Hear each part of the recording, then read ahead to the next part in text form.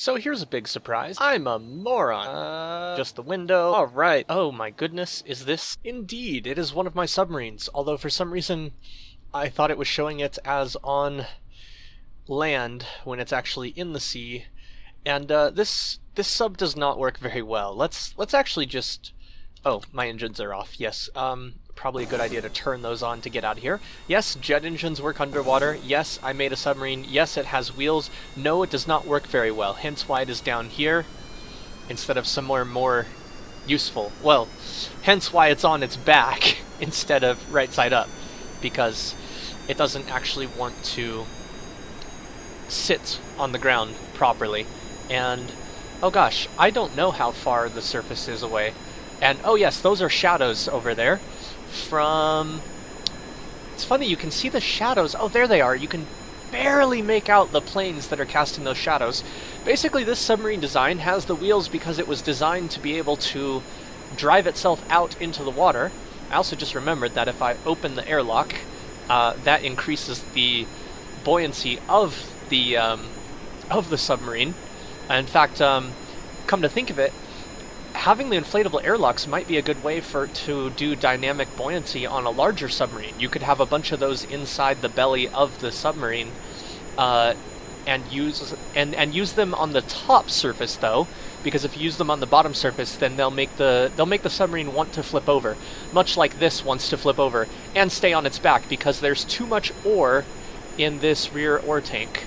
If I can manage to select it, yeah, it has a full tank and oh. Hello, I'm flying now. Please don't sink. Okay, as long as it doesn't sink, I'm counting it as recoverable, so we'll go ahead and recover this. Now that was the first version of this submarine. This is the second version, I believe. But this one, what happened with this one is it had ore tanks on the bottom, on the sides, and no wheels, and it crashed on the bottom of the ocean, and then the ore tanks were destroyed. And so it floated. Oh, excuse me! It floated back to the surface. You can see there's two ore tanks down here, but other than that, it's all set and done. There's one of the planes that I used to take it out here, because it turns out that the idea of using the rover wheels just wasn't working. So I built a plane that can land in water as long as you land it better than this one. This one, you can see it has landing gear floating here next to the main fuselage, and it opens to the belly. Yeah, yes, and there's a grabber unit in there, although the grabber unit isn't used at all if you can see the decoupler here. Yeah, it was not a good version. Now, Wilman Kerman here was the survivor of a pretty bad crash right here on the water's edge. In fact, there were landing gear here from that crash. They were either auto-recovered from being too close to the Space Center, or more likely, I think I accidentally recovered them just now when I was meaning to recover the other remains of the previous submarine tests. But yeah, I'll show you what she was flying in a moment. Well, she wasn't so much flying as she was the sole passenger of the Skylon, which is based on the Skylon concept, and based on someone else's design where they made a large version of it that, I think they said their version worked, but I'm not sure. In any case, I decided to create a version based purely on the aesthetic of it, and then I adjusted it and tweaked it until it worked, and until it worked, I tweaked it until I thought, okay, this should be able to fly, because the center of mass and center of lift are hard to line up right, especially when you have your pitch control in front of the center of mass. But this is actually surprisingly stable in flight. And there's one massive missing feature, which is a crew compartment and a control location, which is why this is a piece of structural fuselage. Excuse the notification sounds. I forgot to disable those before beginning, or rather, I don't know if I can disable those. They're in a browser. And this has an RTG, a communicatron, and a probe core here. And then the seat is where, of course, she was the passenger. Again, I apologize for the notifications. I don't know what I managed to post that is apparently getting some attention right now, but whoops. In any case, yes, I have FMRS installed on this save. This is 1.8.0 or 1.8.1, I don't remember. But yeah, there was another version released not too long ago. And yeah, it's been a long time since I've done much, so I didn't really have a video on it. Like I said, this thing is surprisingly stable. See, I can wibble and wobble and then regain control quite easily. It also flies way faster than you might think, because it is made with, whatchamacallit, these Rapier engines, which can actually carry quite a lot larger of a ship, especially with two of them. And, of course, these engines burn through fuel like nobody's business.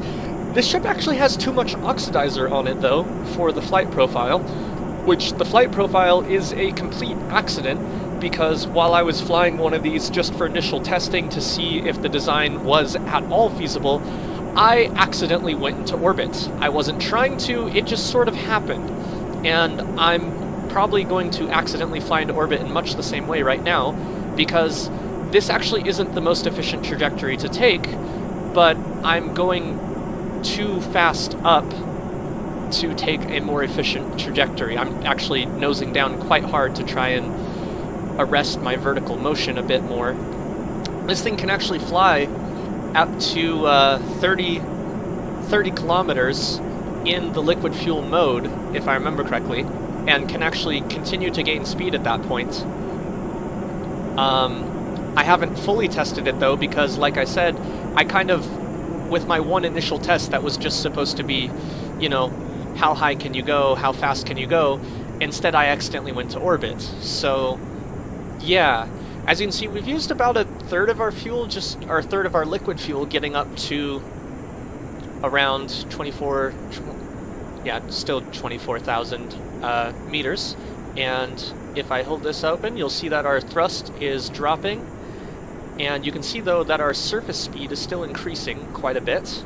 Well, not quite a bit, but still increasing. And we're almost leveling out at this point.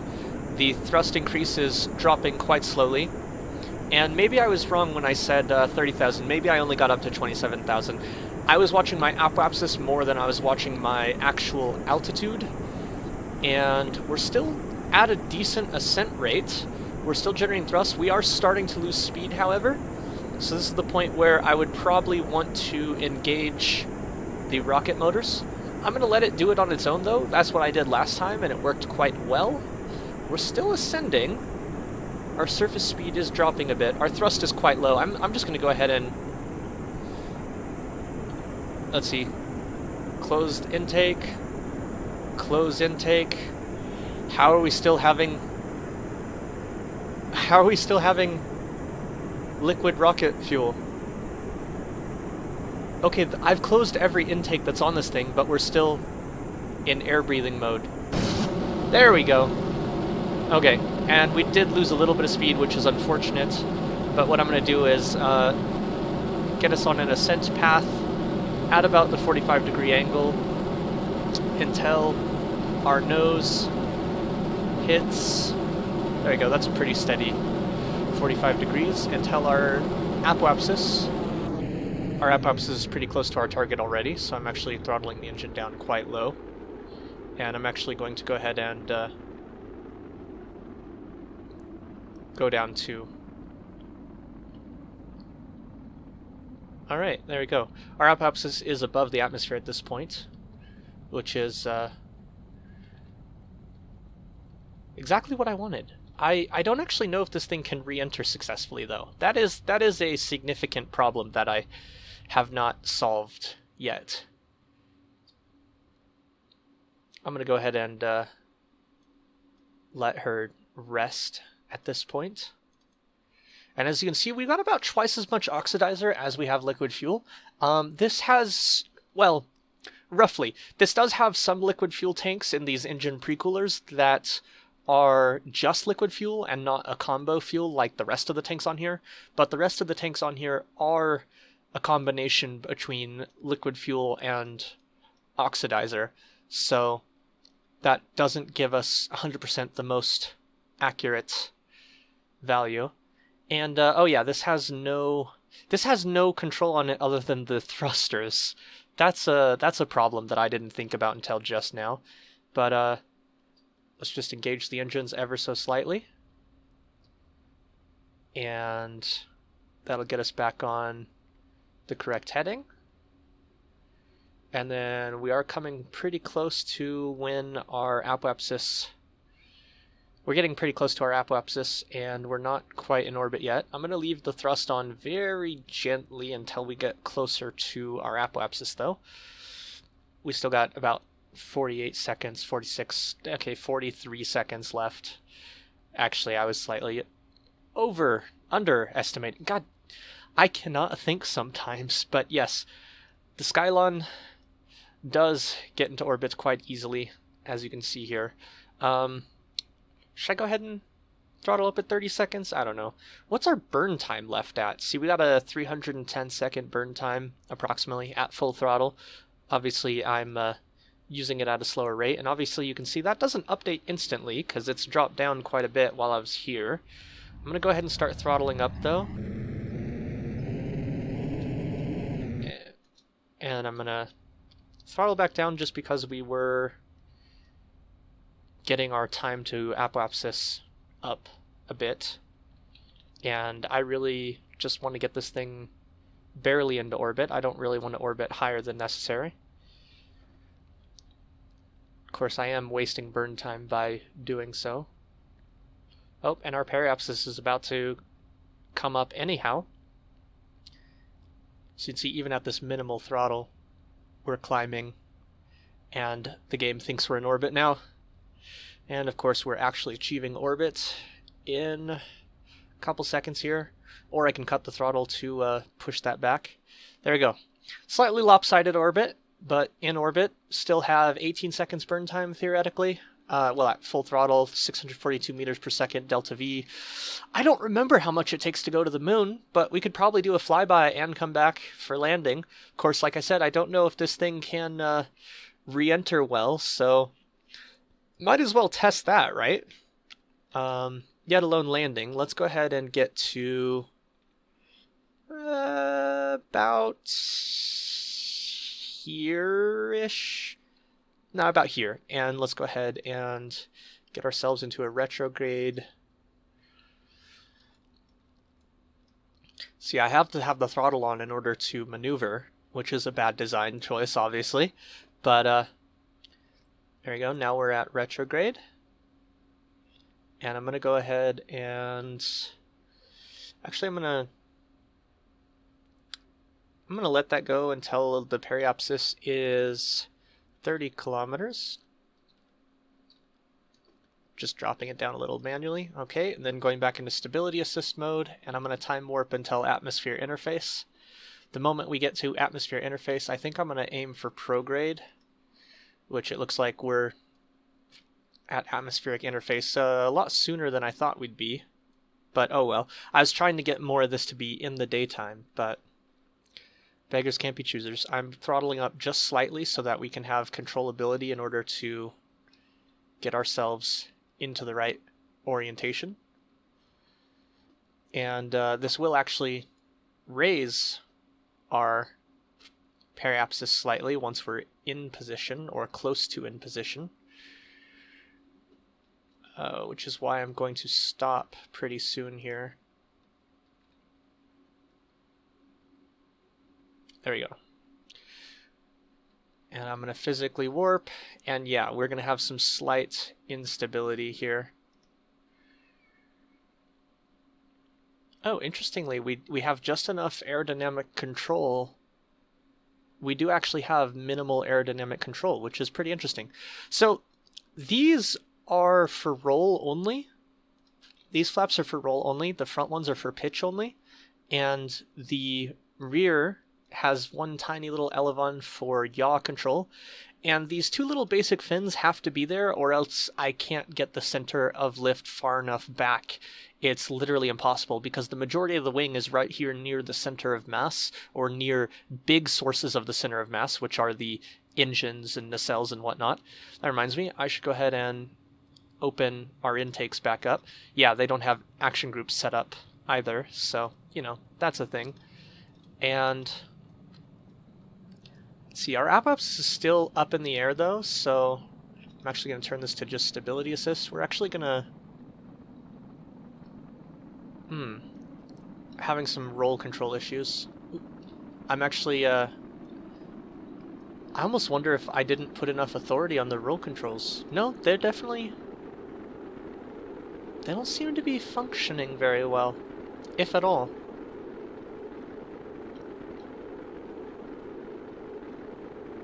Huh. And maybe that we're just going too fast to really have much effect. Our up-ups is still pretty high, unfortunately. See, our pitch controls are working quite well. I can throw it off vector really easily, but the roll controls... There we go. Oh dear, I did not mean to pitch it that hard. See, I can actually try to keep our altitude at this point, if I wanted to. And at this point, oh dear. Wow, the moment I turned on the engines, we started getting better roll control. Whoa! Whoops! Okay, what blew up? Oh, was it our basic tail fins at the rear? Because if it was, we kind of needed those. Whoa! Why do I not have any liquid fuel? What? Oh my goodness. Something is very wrong with the connections on this plane. Oh, we have no controls either. Did we just lose connection, or did the command seat exploded due to overheating? The basic fins exploded. Yeah, that makes sense. But the fact that the RTG, the Probodyne... Yeah, well, the Probodyne was attached to the RTG, so of course it blew up when the RTG blew up, but... I mean, okay, that makes sense at least in that, you know, it's overheating, but it's like, they should have been in a protected area, or maybe I should have put in a radiator fin in there to help them stay cool. But in any case, you can see a nearly functional Skylon that is now completely dysfunctional.